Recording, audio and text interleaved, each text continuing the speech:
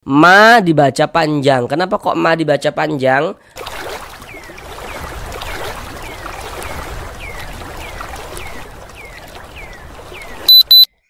Assalamualaikum warahmatullahi wabarakatuh. Apakah Bapak dan Ibu, saudara semuanya masih belum lancar di dalam membaca Al-Quran, kemudian masih belum memahami ilmu tajwid? Mari belajar mengaji Al-Quran bersama kami. Akan kami jelaskan tajwidnya dengan pelan-pelan, sehingganya dengan penjelasan tajwidnya yang pelan-pelan, semoga Bapak dan Ibu, saudara semuanya dapat langsung dengan mudah dalam memahami ilmu tajwid Al-Quran. Karena dengan kita mempelajari ilmu tajwid, kemudian kita memahaminya, kemudian kita bisa menerapkan dengan sendirinya ketika membaca Al-Quran, maka tentulah akan memperbaiki bacaan Al-Quran kita. Semoga yang belum lancar bisa segera lancar di dalam membaca Al-Qurannya. Selanjutnya kami senantiasa mendoakan semoga Bapak dan Ibu saudara semuanya diberikan kemudahan oleh Allah Subhanahu wa taala dalam berusaha untuk memperbaiki bacaan Al-Qur'annya, dalam berusaha untuk melancarkan bacaan Al-Qur'annya. Kami juga senantiasa mendoakan semoga Bapak dan Ibu saudara semuanya senantiasa diberikan kesehatan oleh Allah Subhanahu wa taala. Semoga dipermudah segala urusan-urusannya, semoga dikabulkan segala hajat-hajatnya, dan semoga senantiasa dilancarkan rezekinya oleh Allah Subhanahu wa taala. Semoga senantiasa diberikan rezeki yang berlimpah ruah dan barokah, sehingganya dengan rezeki yang berlimpah dan barokah tersebut semoga kita semuanya bisa menjadi seorang ahli sedekah dan juga nantinya bisa beribadah umrah dan haji ke tanah suci Mekah. Amin, amin, ya rabbal alamin. Kemudian bagi Bapak dan Ibu saudara semuanya yang masih belum lancar di dalam membaca Al-Quran, untuk latihan di rumah supaya bisa cepat lancar dalam membaca Al-Qurannya, cobalah beli Al-Quran yang kami pegang ini. Ini kami menyarankan, sama sekali kami tidak ada di endorse ya atau disponsori. Ini kami menyarankan karena kami sudah membeli Al-Qurannya dan kami lihat Al-Quran ini sangat bagus sekali untuk latihan di rumah supaya bisa cepat lancar di dalam membaca Al-Quran. Karena di dalam Al-Qurannya ini di bawah tulisan Arabnya itu telah diberi tulisan Latin, bahkan ada 2 tulisan Latin di bawah tulisan Arabnya. Kemudian juga sudah dilengkapi dengan kode tajwid, juga terjemahan Al-Qur'annya. Jadi nanti ketika kita membaca Al-Qur'an ya, kita baca dulu tulisan Arabnya. Setelah kita baca tulisan Arabnya dan menemukan kendala yang menyebabkan kita itu terbata-bata, tidak lancar membaca Al-Qur'an, maka baca tulisan Latinnya. Kemudian baca lagi tulisan Arabnya. Dengan kita latihan semacam itu, kami pikir bisa mempercepat agar bisa lancar di dalam membaca Al-Quran. Untuk pembelian Al-Qurannya ini bisa melalui video yang kami buat ini. Karena produk Al-Qurannya ya untuk pembeliannya itu sudah kami sematkan di dalam video.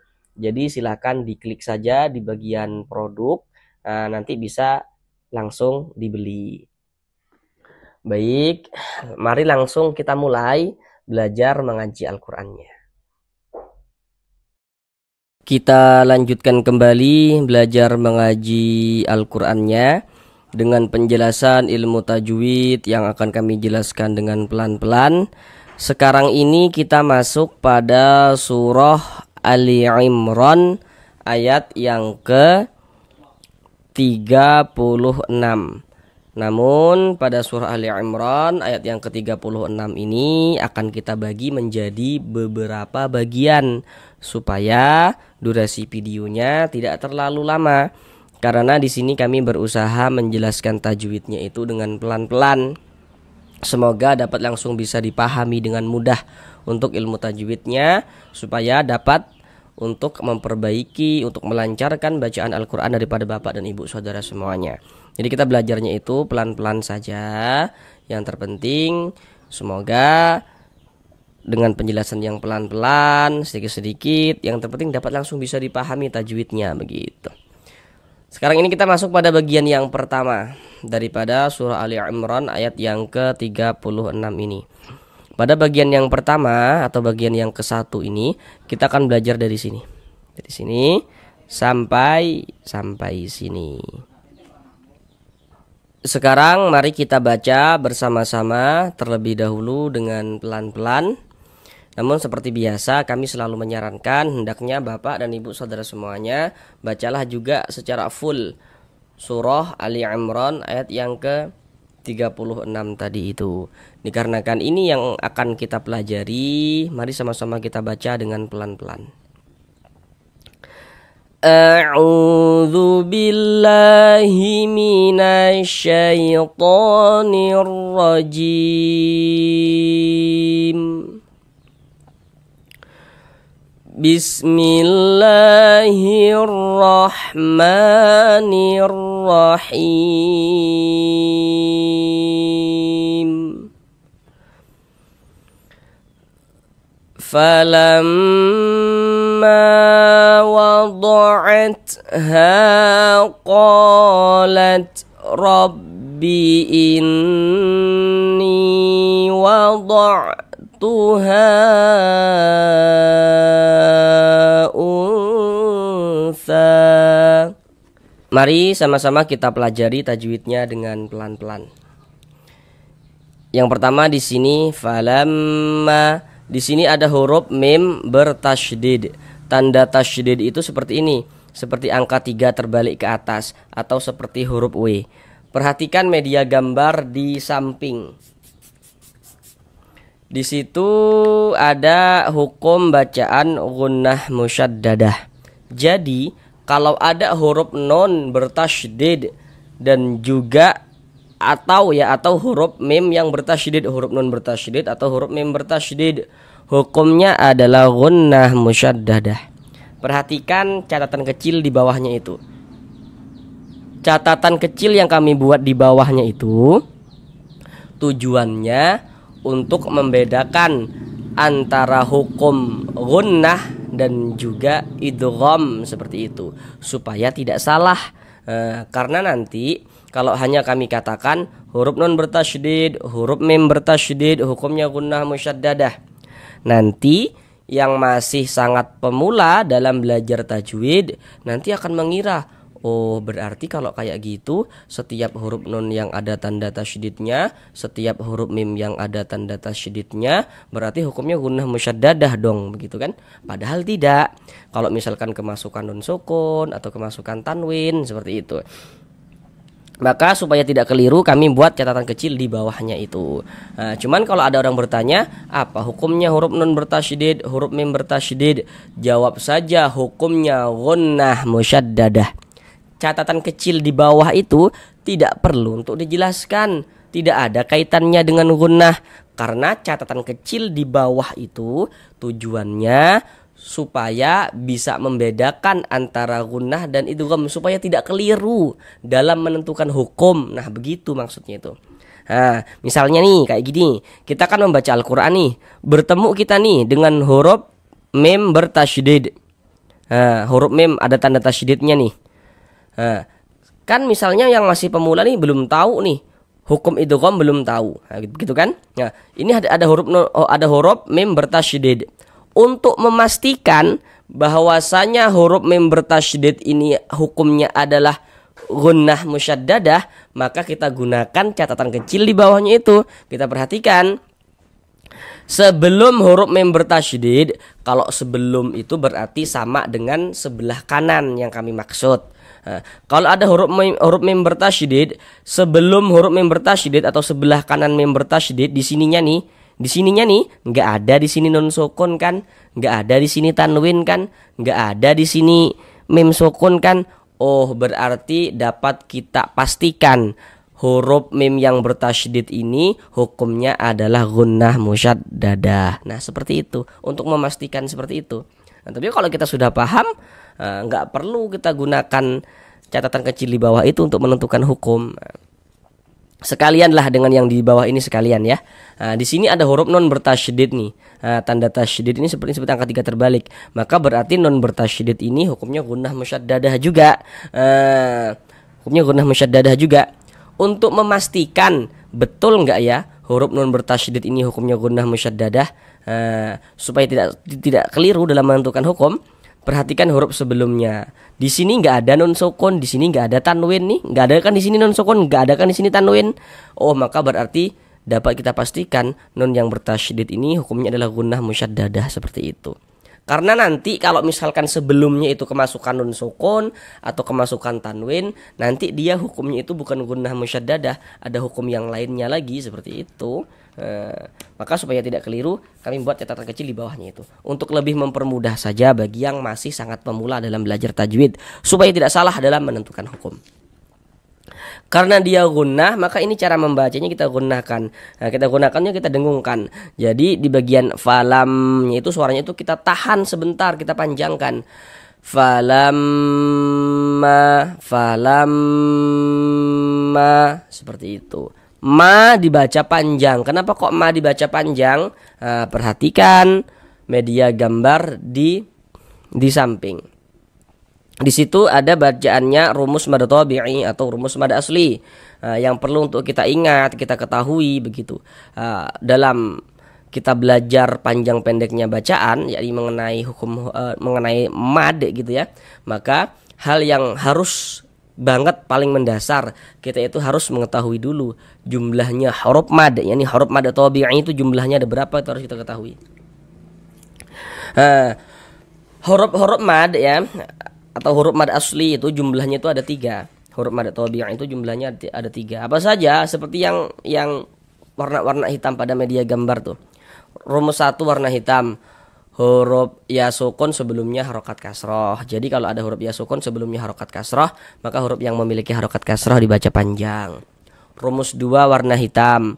Huruf waw sukun sebelumnya harokat dhammah. Jadi kalau ada huruf waw sukun, sebelum waw sukun ada huruf yang memiliki harokat dhammah, maka huruf yang memiliki harokat dhammahnya dibaca panjang. Rumus 3 warna hitam. Huruf alif sebelumnya harokat fathah. Jadi kalau ada alif, sebelum alif ada huruf yang memiliki harokat fathah, maka huruf yang memiliki harokat fathahnya dibaca panjang. Kemudian huruf-huruf mad itu untuk menunjukkan tanda panjang bisa ditulis dalam bentuk seperti yang warna-warna hitam itu, yang artinya dari segi tulisan huruf madnya itu tampak, huruf madnya itu kelihatan ada dari segi tulisan seperti itu.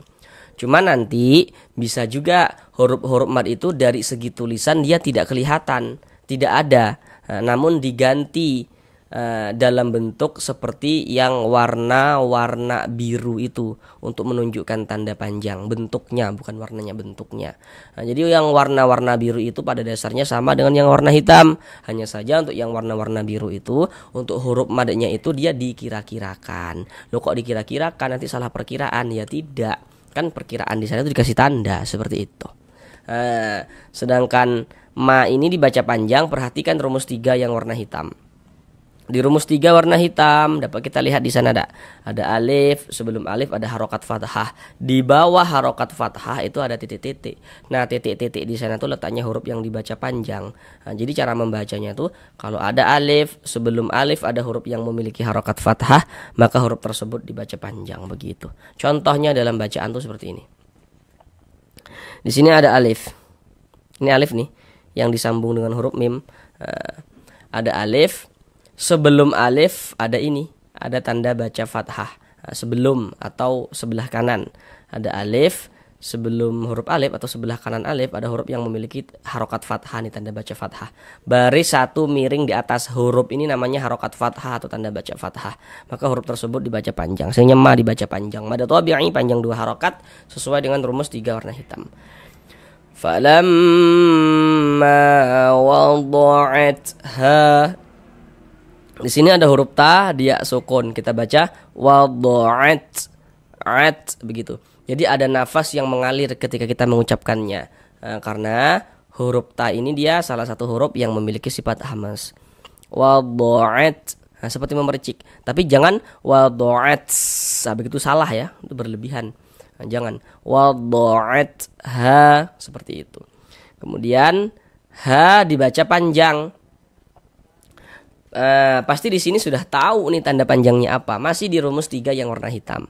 Karena di sini ada alif, sebelum alif ada ini nih, ada harokat fathah nih, tanda baca fathah. Maka huruf yang memiliki harokat fathah dibaca panjang, sehingganya ha dibaca panjang. Mad tabi'i panjang 2 harokat. Wada'at ha ko dibaca panjang. Karena di sini ada alif, masih di rumus 3 warna hitam. Karena di sini ada alif, sebelum alif ada ini nih, ada harokat fathah atau tanda baca fathah nih. Maka huruf yang memiliki harokat fathahnya dibaca panjang. Sehingga ko dibaca panjang. Mad tabi'i panjang 2 harokat. Qalat, huruf ta dia sukun, kita baca qalat. Karena huruf ta salah satu huruf yang memiliki sifat hamas. Jadi ada nafas yang mengalir ketika kita mengucapkannya. Qalat Rabbi inni, huruf ro memiliki harokat fathah nih ya, tanda baca fathah, maka huruf ro dibaca tebal, dibaca tafkhim, sehingga pangkal lidah kita naik terangkat ke atas. Kita tebalkan huruf ro-nya. Rabbi inni. Nah, di sini ada huruf nun bertasydid. Tadi sudah sekalian kami jelaskan ya, hukumnya adalah gunnah musyaddadah. Kita gunnahkan. Jadi di bagian in, suaranya itu kita tahan, kita panjangkan sejenak. Inni, ni dibaca panjang. Sekarang perhatikan rumus 1 warna hitam. Di rumus 1 warna hitam, di situ dapat kita lihat ada huruf ya sukun atau huruf ya mati. Huruf sukun dengan huruf mati itu maksudnya sama. Ada huruf ya sukun, sebelumnya harokat kasroh. Di atas harokat kasroh tuh ada titik-titik dari situ. Nah, titik-titik di sana tuh letaknya huruf yang dibaca panjang. Jadi cara membaca rumus 1 warna hitam, kalau ada huruf ya sukun, sebelum huruf ya sukun ada huruf yang memiliki harokat kasroh, maka huruf yang memiliki harokat kasroh tersebut dibaca panjang. Contohnya seperti ini. Ada huruf ya, ada tanda sukun, huruf ya sukun atau huruf ya mati. Sebelum huruf ya sukun ada ini, ada harokat kasroh, maka huruf yang memiliki harokat kasroh dibaca panjang. Sehingga ni dibaca panjang. Mad tabi'i panjang 2 harokat. Inni wada'tuha, ha dibaca panjang. Ini namanya mad jaiz munfasil, namun pada awalnya itu namanya mad tabi'i. Kenapa kok bisa berubah menjadi mad jaiz seperti itu? Sekarang perhatikan kembali rumus 3 warna hitam. Ha dibaca panjang karena di sini ada alif. Sebelum alif ada ini nih, ada harokat fathah nih, baris 1 di atas huruf harokat fathah, tanda baca fathah. Maka huruf yang memiliki harokat fathah dibaca panjang. Sehingga ha dibaca panjang. Ha dibaca panjang. Mad tabi'i dia sesuai dengan rumus 3 yang warna hitam. Kemudian mad tabi'inya bertemu dengan ini. Dengan huruf hamzah, mad tabi'i bertemu dengan huruf hamzah di lain kata atau di lain kalimat. Maka dia berubah menjadi mad jaiz munfasil. Panjangnya mad jaiz munfasil itu dibaca panjang 4 sampai dengan 5 harokat. Jadi boleh 4 harokat, boleh 5 harokat panjangnya mad jaiz. Namun ada juga yang membacanya itu boleh dengan panjang 2 harokat seperti itu. Kita panjangkan 4 harokat atau 5 harokat. Wada'tuha unfa. Nun sukun setelahnya huruf fa. Perhatikan media gambar di samping. Namun itu kan di samping panah. Di samping panah itu ada nun sukun garis miring tanwin. Yang perlu untuk kita ingat, kalau kita membaca Al-Quran, di mana ada nun sukun atau di mana ada tanwin, maka di situ terjadi hukum tajwid dengan kita memperhatikan huruf setelahnya. Baca Al-Quran kita, ada nun sukun atau ada tanwin, oh di situ terjadi hukum tajwid. Sedangkan tanda baca tanwin atau harokat tanwin itu bentuknya ada 3. Pasti saudara semuanya, bapak dan ibu sudah tahu. Ada baris 2 di atas huruf, fathatain namanya, atau tanwin fathah, atau fathah tanwin. Baris 2 di bawah huruf, kasrotain atau tanwin kasroh ya. Kemudian yang satunya lagi dhammatain atau tanwin dhammah. Jadi kalau membaca Al-Quran, di mana ada nun sukun atau di mana ada tanwin, maka di situ terjadi hukum tajwid. Contoh seperti ini. Di sini ada nun sukun, oh terjadi hukum tajwid. Nun sukun setelahnya huruf tha.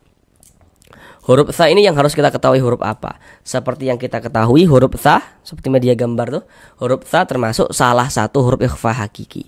Jadi kalau ada nun sukun atau tanwin bertemu dengan salah satu daripada 15 huruf yang di samping itu, maka hukumnya adalah ikhfa hakiki. Agar kita bisa menguasai hukum ikhfa hakiki, maka hal yang wajib untuk kita hafal adalah huruf-hurufnya itu. Nah, jadi huruf-huruf ikhfa hakiki yang 15 itu harus betul-betul di luar kepala kita hafalnya gitu. Jadi kalau membaca Al-Quran ada nun sukun atau ada tanwin bertemu dengan salah satu daripada 15 huruf yang di samping, kita langsung paham, oh ini hukumnya ikhfa hakiki, seperti itu.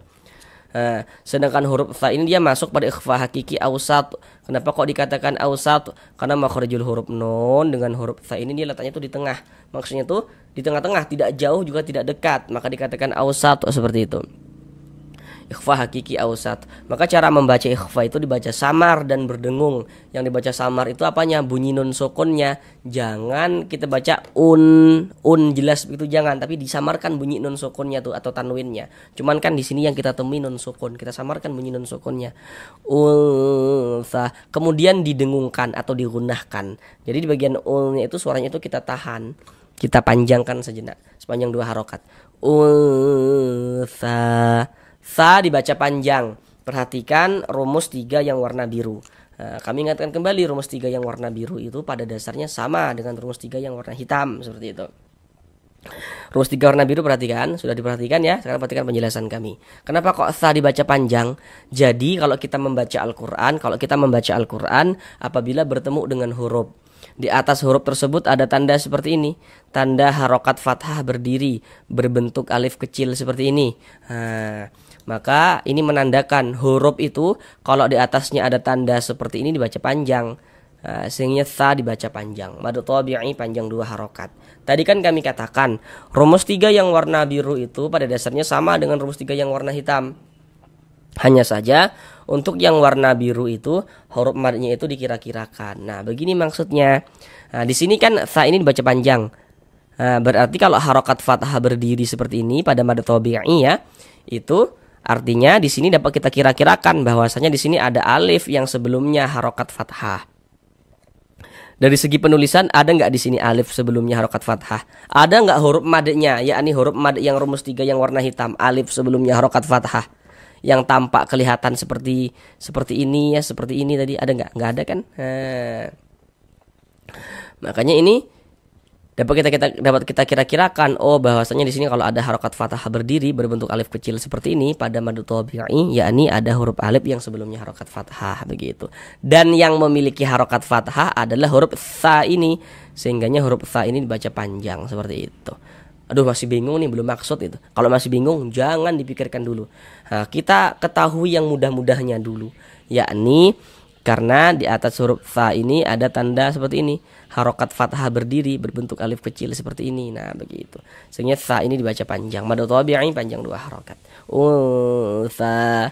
Di sini ada tanda waqaf, bentuknya itu qaf dengan lam yang bermakna al-waqfu aula. Jadi maksudnya itu berwaqaf lebih utama. Jadi kalau menemukan tanda waqaf seperti ini, maka yang lebih utamanya itu kita berwaqaf dulu. Berhenti dulu, kita ambil napas baru lanjutkan lagi bacanya. Itu lebih utama, seperti itu. Sekarang mari kita ulang bersama-sama sekali lagi dari awal. Falamma wada'atha qalat rabbi inni wada'tuha untha. Sampai di sini belajar mengaji Al-Qur'annya. Sampai bertemu di pembelajaran yang berikutnya. Assalamualaikum warahmatullahi wabarakatuh.